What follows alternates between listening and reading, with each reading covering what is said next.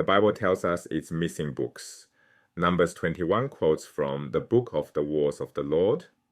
Joshua references the Book of Yashar. The biblical authors name their sources we've never found. If the Bible openly admits it's drawing from older material, what else existed before anyone put pen to papyrus? These aren't hidden texts discovered by archaeologists. The Bible itself points to documents that have vanished. Numbers 21:14 cites the Book of the Wars of the Lord. Joshua 10:13 references the Book of Yashar. 2 Samuel mentions David's lament came from an external source, 3 explicit citations, 3 missing files. This raises the central question: can we reconstruct what existed before the written documents we have? A German scholar named Hermann Gunkel believed we could. Source criticism identified J, E, P, and D, the documentary sources behind the Pentateuch. But those documents didn't appear from nowhere. The compilers worked with something older: oral stories, ritual practices, ancient songs. Gunkel asked the next question: what materials did J, E, P, and D draw upon?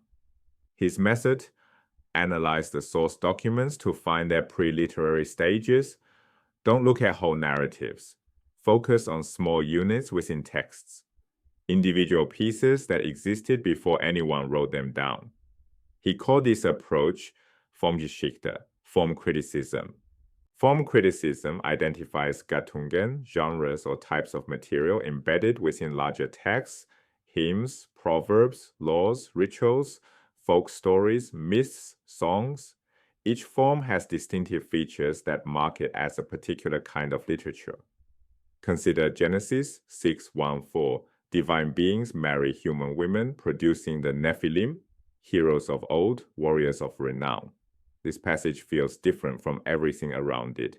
It's a mythological fragment explaining legendary heroes, awkwardly inserted into the flood narrative. Form criticism asks, what kind of thing is this?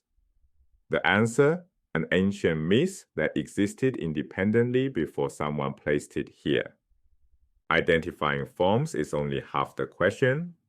Gunkel also asked, what were these forms for? He used the German phrase Sitz im Leben, setting in life. This means the social context and function of each form. Liturgical texts tell us about worship practices, legal texts reveal judicial systems, wisdom literature points to education and court life, laments show mourning rituals. The abundance of certain forms reveals what mattered to ancient Israelites. A psalm praising God's kingship didn't exist in a vacuum. It functioned in temple worship, probably during specific festivals. A legal case formula served actual courts.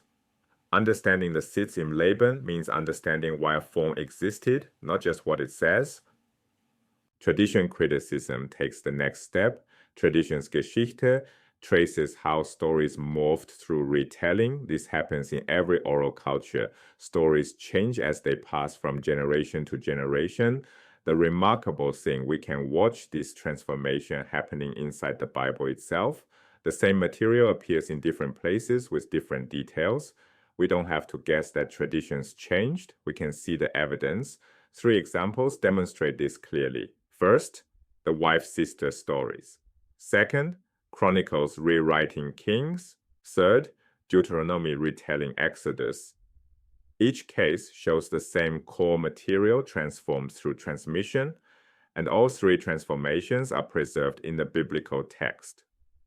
Abraham passes Sarah off as his sister to Pharaoh in Genesis 12. Abraham does the exact same thing with Sarah to Abimelech in Genesis 20. Isaac does the exact same thing with Rebekah to Abimelech in Genesis 26. 3 separate historical incidents. The details shift: Pharaoh versus Abimelech, Egypt versus Gerar, plagues versus divine warning versus observation. But the core story remains identical. Patriarch fears foreign ruler will kill him for his beautiful wife, claims she's his sister, deception discovered, patriarch leaves enriched. Tradition criticism suggests one tradition that got assigned to different patriarchs and different settings as it was retold. The variations reveal the transmission process. Chronicles retells material from Samuel and the Kings, but it edits. The same events appear with theological adjustments. 2 Samuel 24:1 says, "The Lord incited David to take a census that brought disaster." 1 Chronicles 21:1 tells the same story, but says, "Satan stood up against Israel and incited David." Same event, different theology. The chronicler couldn't accept God causing David to sin, so the text was adjusted. David's adultery with Bathsheba, barely mentioned in Chronicles. His military victories, expanded. We're watching editorial transformation in real time. And if this happened within the Bible, it certainly happened before. The 10 Commandments appear in Exodus 20 and Deuteronomy 5. Same commandments, different wording. The Sabbath commandment in Exodus grounds rest in creation, for in 6 days the Lord made heaven and earth. Deuteronomy grounds rest in liberation. Remember that you were a slave in Egypt. Same law, different theological rationale. The tradition was retold with different emphasis for different audiences.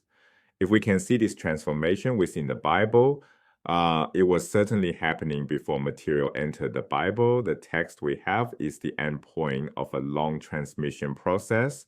Form and the tradition criticism work backward through layers of transmission, and the process moves from oral traditions told around fires and in worship to early written collections like J.E., D, and P, to editorial combination of sources, to the final form we possess.